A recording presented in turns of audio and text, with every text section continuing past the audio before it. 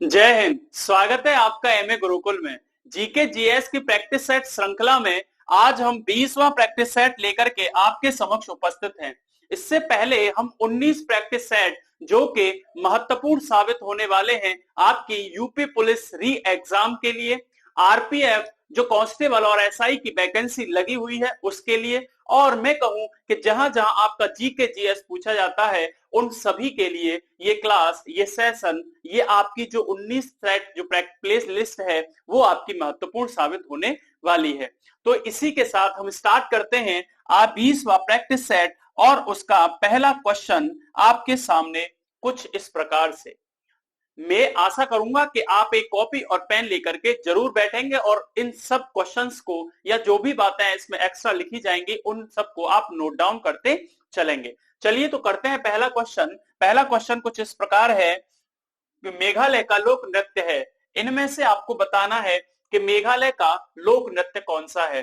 तो इस क्वेश्चन का सही आंसर होने वाला है लोहो। ठीक है, लोहो प्लस और एक आपका होता है इसका बांग्ला। तो लोहो और बांग्ला आपका मेघालय के लोक नृत्य हैं। ठीक है, अगर मैं नाटी की बात करता हूं तो नाटी आपका हिमाचल प्रदेश का पड़ने वाला एक लोक नृत्य है। तो कहाँ का ये? तो हिमाचल प्रदेश का है, हिमाचल प्रदेश का नाटी है। लोहो प्लस बांग्ला आपके मेघालय के लोक नृत्य हैं।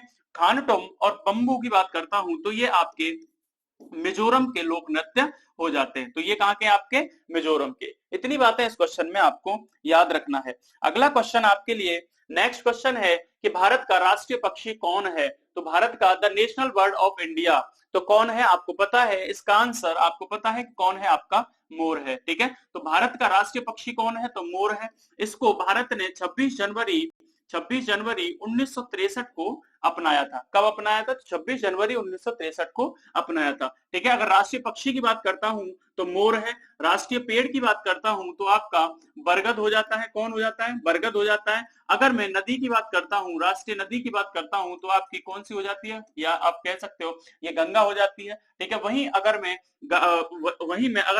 आपका जलीय जीव की बात करता हूं, कौन? तो जलीय जीव की बात करता हूं तो कौन हो जाती है? आपकी गंगा डॉल्फिन हो जाती है। कौन हो जाती है? गंगा डॉल्फिन हो जाती है। ठीक है, वहीं अगर मैं बात करता हूं कि भारत का राष्ट्रीय गान क्या है, तो राष्ट्रीय गान में आपका जन गण मन हो जाएगा। राष्ट्रीय गान में क्या हो जाता है? आपका जन गण मन। ठीक है, जन गण मन आपका राष्ट्रीय गान है। ठीक है, इतनी बातें इस क्वेश्चन में याद रखिएगा। अगला क्वेश्चन है आपके लिए, नेक्स्ट क्वेश्चन है भारत के नियंत्रक एवं महालेखा परीक्षक की नियुक्ति कौन करता है। तो किसके द्वारा आपकी कैग की नियुक्ति की जाती है? Controller and auditor general of India. ठीक है, ये की जाती है आपकी राष्ट्रपति के द्वारा। राष्ट्रपति के द्वारा, यानी कि एक आपका जो अनुच्छेद है वो 148 आपके कैग के बारे में बताता है। अगर कैग की योग्यताओं की बात करूंगा तो कैग की कोई योग्यता संविधान में लिखित नहीं है। इसके लिए आपको पता है कि कैग अधिनियम या कैग एक्ट 1971 बनाया गया और इसमें कैग की योग्यताओं को डाला गया,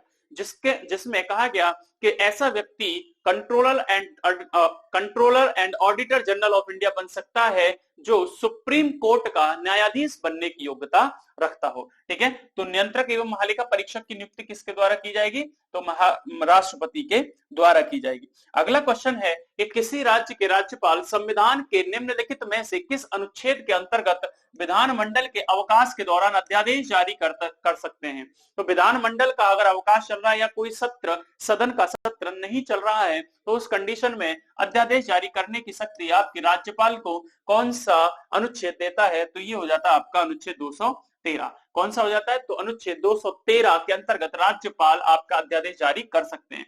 अगर मैं 123 की बात करता हूं तो ये राष्ट्रपति को अध्यादेश जारी करने की शक्ति देते हैं। तो राष्ट्रपति की अध्यादेश जारी करने की शक्ति, तो राष्ट्रपति को अध्यादेश जारी करने की शक्ति अनुच्छेद 123, राज्यपाल को अध्यादेश जारी करने की शक्ति अनुच्छेद 213। अगर मैं 219 की बात करता हूं तो ये आपका हाईकोर्ट के या उच्च न्यायालय के न्यायाधीशों की शपथ के बारे में बताता है। तो न्यायाधीशों की शपथ ये किसके समक्ष लेंगे? तो ये न्यायाधीशों की शपथ जो होगी वो आपकी राज्यपाल के समक्ष ये शपथ लेते हैं। इतनी बातें इस क्वेश्चन में आपको याद रखना है। अगला क्वेश्चन है आपके लिए, नेक्स्ट क्वेश्चन है निम्नलिखित में से कौन सा एक संवैधानिक संस्था नहीं है। संवैधानिक संस्था निम्न में से कौन सी नहीं है? तो आपको पता है कि योजना आयोग एक संवैधानिक संस्था नहीं थी। इसका गठन आपको पता है कैबिनेट की अनुशंसा पर 1950 को किया गया था। 1950 को इसका गठन किया जाता है और 2014 लास्ट में, या दो ऐसे कह लो कि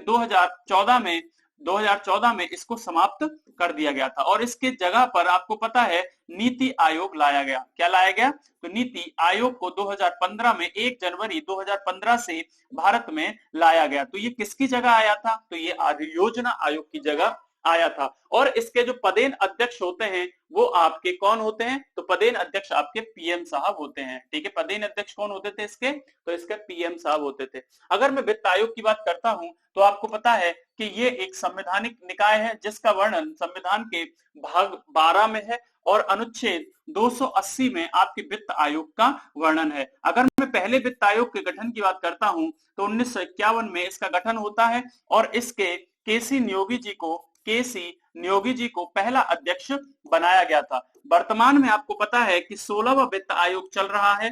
कौन सा? 16वां वित्त आयोग गठित हो चुका है जिसके अध्यक्ष अरविंद पनगड़िया जी को बनाया गया है। जिसके अध्यक्ष कौन है? तो अरविंद पनगड़िया जी को इसका अध्यक्ष बनाया गया है। ठीक है, इतनी बातें वित्त आयोग के बारे में।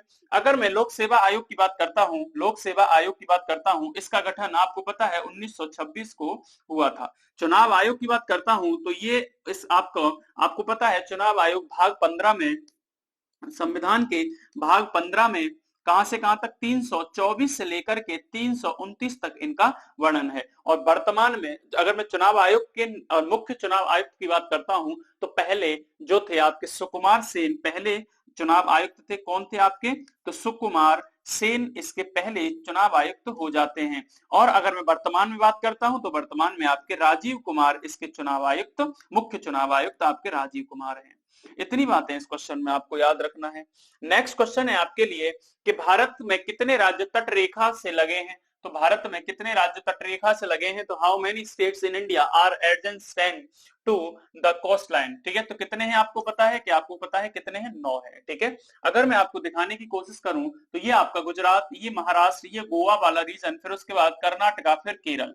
ठीक है, अगर मैं इधर से आऊं तो आपका पश्चिम बंगाल पड़ता है, उड़ीसा पड़ता है, फिर आपका आंध्र प्रदेश पड़ता है, फिर आपका तमिलनाडु पड़ता है और तमिलनाडु के बाद ये वाला आपका दक्षिण भारत हो जाता है। तो आपका सबसे पहले कौन सा राज्य है? तो सबसे पहले आपका गुजरात पड़ता है। ठीक है, फिर उसके बाद आपका महाराष्ट्र पड़ता है, फिर उसके बाद यहाँ पर आपका गोवा पड़ता है, फिर उसके बाद आपका ये वाला रीजन आपका क्या पड़ता है? तो ये आपका कर्नाटक पड़ता है। ये क्या पड़ता है? आपका कर्नाटक। और फिर उसके बाद ये वाला रीजन जो पड़ता है आपका केरल पड़ता है, तो केरल राज्य हो जाएगा। उसके बाद ये वाला आपका तमिलनाडु पड़ेगा।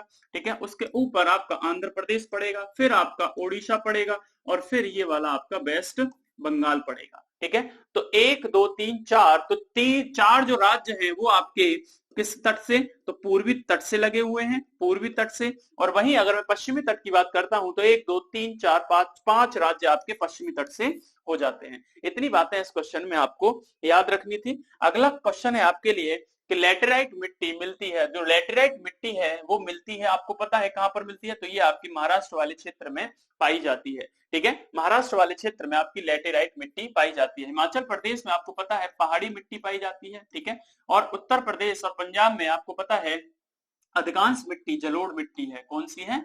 तो आपकी जलोढ़ मिट्टी है। और अब भारत के अधिकांश भूभाग पर आपकी जलोढ़ मिट्टी का ही राज है और लगभग भारत के 42% हिस्से पर आपकी जलोढ़ मिट्टी का कह सकते हो आच्छादन है। वहीं लैटेराइट की बात करता हूं तो ये लगभग भारत के 10% भूभाग पर फैली हुई है। लैटेराइट का रंग लाल होता है और इसमें कह सकते हो आप आयरन ऑक्साइड के कारण इसका रंग कैसा होता है? तो आयरन ऑक्साइड के कारण इसका रंग लाल होता है। इतनी बातें इस क्वेश्चन में थी। अगला क्वेश्चन है आपके लिए कि भारत में प्रथम जल विद्युत संयंत्र की स्थापना की गई थी। ठीक है, तो पहला विद्युत जल संयंत्र कहां लगाया गया था? तो आपको पता है दार्जिलिंग में लगाया गया था। कहां पर? दार्जिलिंग में। और इसकी स्थापना 1897 में की गई थी। और दार्जिलिंग आपको पता है वेस्ट बंगाल का एक हिल मतलब कह सकते हो एरिया है।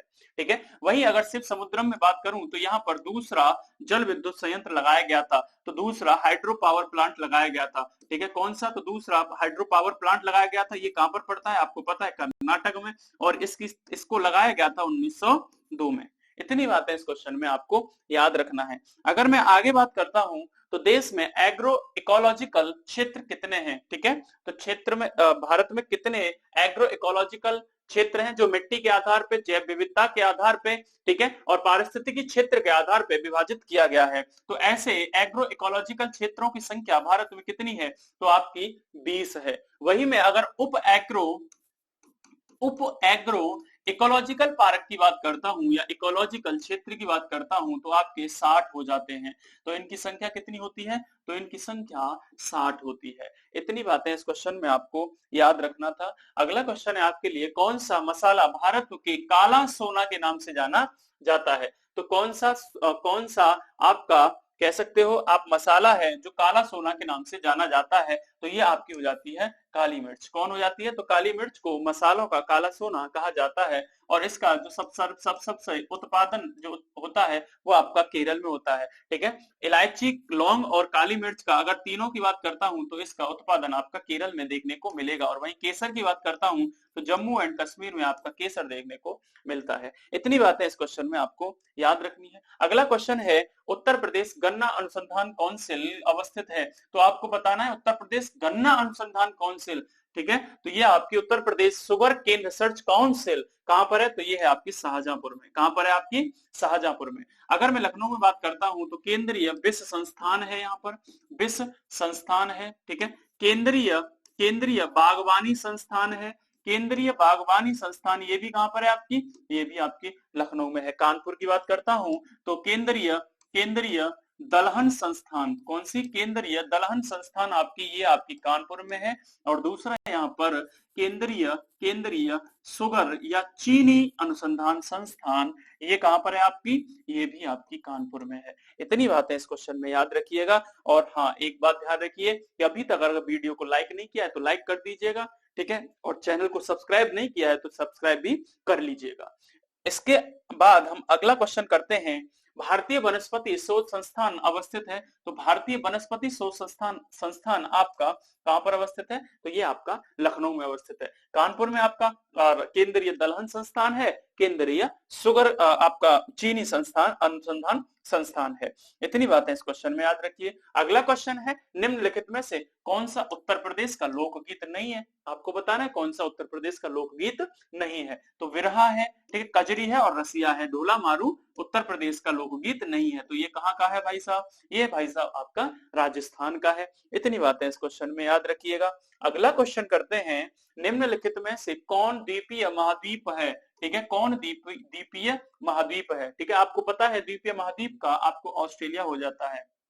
कौन सा हो जाता है, तो आपका ऑस्ट्रेलिया हो जाता है। तो ऐसा महाद्वीप जो चारों ओर से कह सकते हो, ऐसा महाद्वीप जो चारों ओर से आपका किससे घिरा हो, आपका पानी से घिरा हो। अगर मैं इधर बात करता हूं तो हिंद महासागर पड़ता है, इधर बात करता हूं तो आपका पैसिफिक ओशन पड़ता है, ठीक है। तो हम किसको कहते हैं, आपका ऑस्ट्रेलिया को। अगर आगे बात करूं, अगले क्वेश्चन की बात करता हूं तो आपका सारगैसो या सारगासो समुद्र की विशिष्टता क्या है, ठीक है। तो सारगैसो समुद्र की विशिष्टता है विशिष्ट समुद्री वनस्पति, जिसको सारगैसम घास के नाम से जाना जाता है। तो इसमें क्या पाई जाती है, आपकी सारगैसम घास पाई जाती है। सारगैसम घास इसकी प्रमुख विशिष्टता इसका दर्शाती है। अगर मैं आपको सारगैसो समुद्र की लोकेशन दिखाने की कोशिश करूं तो आप देख पाओगे कि ये वाला जो आपका कॉन्टिनेंट है, ये आपका अफ्रीका कॉन्टिनेंट है। अफ्रीका कॉन्टिनेंट से अगर ऊपर जाओगे तो ये आपको मिलने वाला है यूरोप कॉन्टिनेंट, ठीक है। अगर अफ्रीका के बीच यूरोप और अफ्रीका के अगर आप पश्चिम में आओगे तो यहाँ पर आपको दिखने वाला है अटलांटिक महासागर। तो ये क्या दिखने वाला है आपको, अटलांटिक महासागर, ठीक है। अगर अटलांटिक महासागर के और पश्चिम में आओगे तो आपको दिखने वाला है आपका एक कॉन्टिनेंट जिसको आप उत्तरी अमेरिका के नाम से जानते हो। तो ये आपका उत्तरी अमेरिका हो जाता है और इसी के नीचे आपका कौन सा कॉन्टिनेंट हो जाता है, तो दक्षिणी अमेरिका, ठीक है। तो जब हम उत्तरी अमेरिका को देखते हैं और यूरोप को देखते हैं तो मध्य में कहीं ना कहीं आपको सारगैसम सागर देखने को मिलता है। तो ये कहां मिलता है, आपका उत्तरी अटलांटिक महासागर में। तो उत्तरी अटलांटिक महासागर में सारगैसों की अवस्थिति बनती है। ठीक है, ये एक शांत सागर है या इसको महासागर में सागर भी कहा जाता है, ये सागर है। ठीक है, अगर मैं बात करता हूं तो यहां से एक धारा प्रवाहित होती है जिसको भूमध्य रेखीय धारा कहते हैं। भूमध्य रेखीय धारा टकराने के बाद उत्तरी अमेरिका से आपकी गल्फ स्ट्रीम में बदल जाती है और फिर ये नॉर्वे की धारा बनती हुई आपकी स्कैंडिनेवियन के ऊपर होते हुए आपकी साइबेरियन रीजन में चली जाती है। ठीक है, उसके बाद यहां से लौट करके आती है एक कनारी की धारा। ठीक है, तो ये चक्र जो बनता है, ये कनारी की धारा, ये भूमध्य सागर, गल्फ स्ट्रीम और आपकी नॉर्वे की धारा, तो ये चारों के चक्कर से यहाँ पर एक शांत वातावरण का क्षेत्र बन जाता है जिसको सारगैसो समुद्र के नाम से जाना जाता है। आशा करता हूं कि ये क्वेश्चन आपको समझ में आया होगा। अगला क्वेश्चन है, हमारे शरीर का अधिकतम भाग किसका बना होता है? तो अधिकतम भाग आपको पता है कि जल का बना होता है। अधिकतम भाग किसका बना होता है? तो जल का बना होता है। ठीक है, आगे बात करता हूं, भोजन का एक प्रमुख अंग है, तो भोजन का प्रमुख अंग है, आपको पता है भोजन का जो पोषक तत्व होते हैं हमारे पृथ्वी पर, आपके प्रोटीन है, वसा है, ठीक है, आपका कार्बोहाइड्रेट है, आपका कार्बोहाइड्रेट है,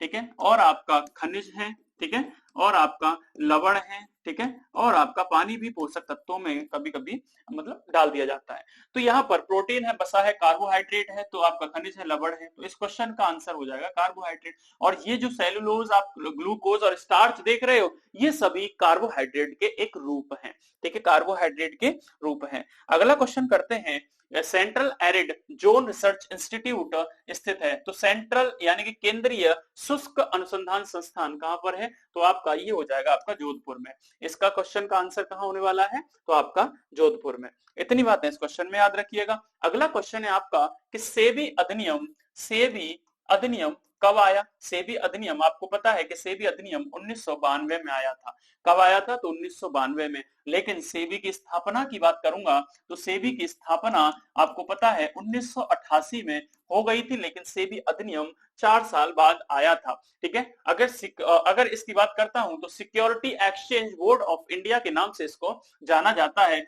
जिसका मुख्यालय मुंबई में हो जाता है। कहां पर हो जाता है? मुंबई में हो जाता है। ठीक है, तो इसकी स्थापना आपको पता है स्थापना 88 में होती है और इसका जो अधिनियम था वो आपका 92 में आया था। अगले क्वेश्चन की तरफ चलते हैं। अगला क्वेश्चन है आपके लिए, पाकिस्तानी फिल्म उद्योग को के रूप में जाना जाता है। पाकिस्तानी फिल्म उद्योग को किस रूप में जाना जाता है? ठीक है, known as the Pakistani film industry. ठीक है, इसको कहा जाता है आपका लॉलीवुड।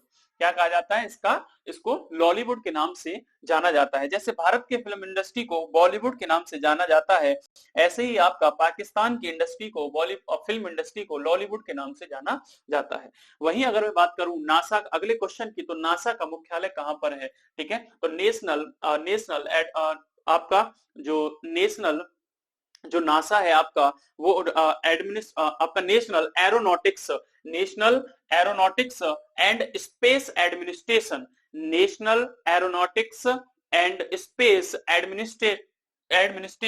ठीक है, ये नासा की फुल फॉर्म हो जाती है। अगर इसकी स्थापना की बात करता हूं तो ये आपकी 1958 में इसकी स्थापना होती है और इसका जो हेडक्वार्टर है वो आपका कहां पर हो जाता है? तो वॉशिंगटन डीसी में इसका आपका हेडक्वार्टर हो जाता है। ठीक है, नासा एक अमेरिका की कंपनी है। ठीक है, आगे बात करूं, अगला क्वेश्चन है आपके लिए, नेक्स्ट क्वेश्चन है कि साइना नेहवाल किस खेल से जुड़ी हुई है? तो जो साइना नेहवाल हैं आपके किससे जुड़ी हुई हैं? तो आपको पता है कि ये आपकी बैडमिंटन से जुड़ी हुई है। टेनिस की बात करता हूं तो आपके सानिया मिर्जा और आपके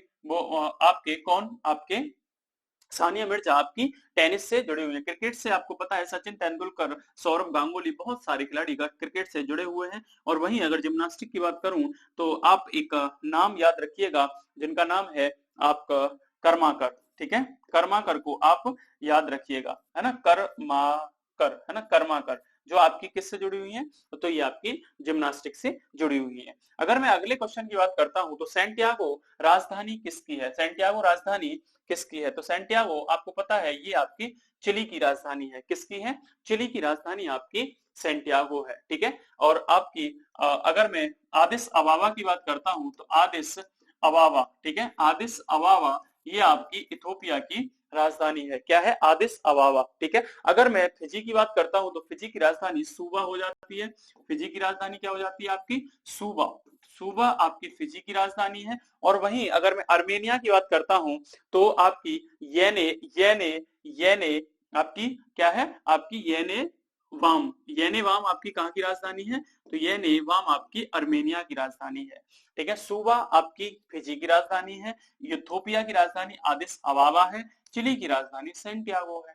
अगला क्वेश्चन है आपके लिए, नेक्स्ट क्वेश्चन है कि सिंधु घाटी सभ्यता का मैनचेस्टर किस स्थल को कहा जाता है? तो मैनचेस्टर आपको पता है कि जहां सबसे ज्यादा वस्त्रों का, सूती वस्त्रों का निर्माण होता था, तो ये आपका लोथल होता था। इसको लोथल को आप सिंधु घाटी सभ्यता का मैनचेस्टर के नाम से जानते थे। लोथल एकमात्र आपका गोदीवाड़ा भी था, यानी कि यहाँ पर एक बंदरगाह था। ठीक है। मोहनजोदड़ो आपको पता है सबसे बड़ी साइट है, यहाँ से बृहद स्नानागार।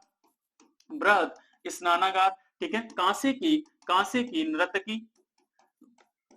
नर्तकी अन्नागार इत्यादि चीजें आपकी मोहनजोदड़ो से मिली हैं। चनूदड़ो की बात करता हूं तो यहाँ से एक ईंट मिली है। ईंट पर बिल्ली का पीछा करते हुए कुत्ते के पैरों के निशान मिले हैं। ईंट पर बिल्ली का पीछा करते हुए ठीक है, कुत्ते के पैरों के निशान। ठीक है। ये कहां से मिले हैं? आपके पैरों के निशान। तो ये आपके चनूदड़ो से मिले हैं। अगर मैं वही दैमाबाद की बात करता हूं तो आपको पता है कि ये सिंधु घाटी सभ्यता की सबसे दक्षिणी साइट है।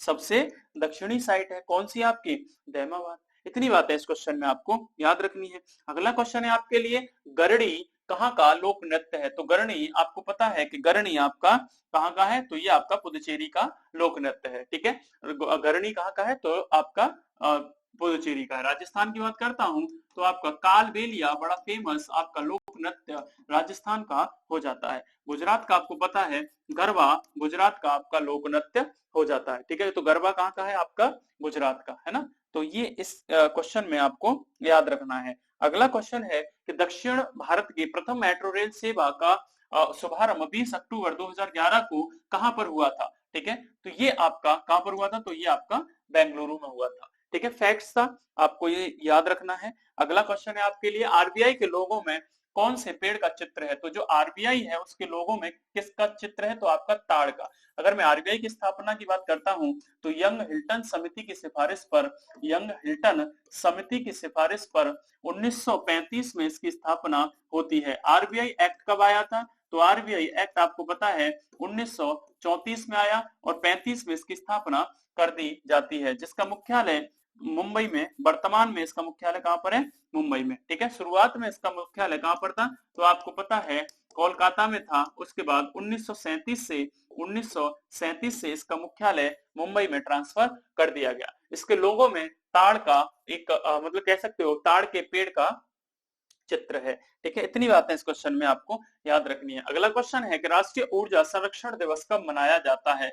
राष्ट्रीय ऊर्जा संरक्षण दिवस कब मनाया था? National energy conservation day is celebrated on. तो ये आपका 14 दिसंबर को मनाया जाता है। अगर मैं अगले क्वेश्चन की बात करता हूं, ठीक है, नेक्स्ट क्वेश्चन है, कंबाला कही जाने वाली वार्षिक भैंसा दौड़ जो एक उत्सव है किस भारतीय राज्य में मनाई जाती है? तो ये आपका कर्नाटक में मनाया जाता है। ठीक है। ये कहां पर मनाया जाता है? आपका कर्नाटक में। अगर मैं आज के आखिरी क्वेश्चन की बात करूं तो महाभारत युद्ध कितने दिनों तक चला था? आपको पता है 18 दिन तक महाभारत का युद्ध चला था। तो आज के सेशन में इतना ही था। मिलते हैं अगले सेशन में एक नई ऊर्जा लेकर के आप सभी के साथ, और हमारे साथ ऐसे ही आप बने रहिए। आज के लिए इतना ही, मिलते हैं अगले सेशन में। जब तक के लिए जय हिंद।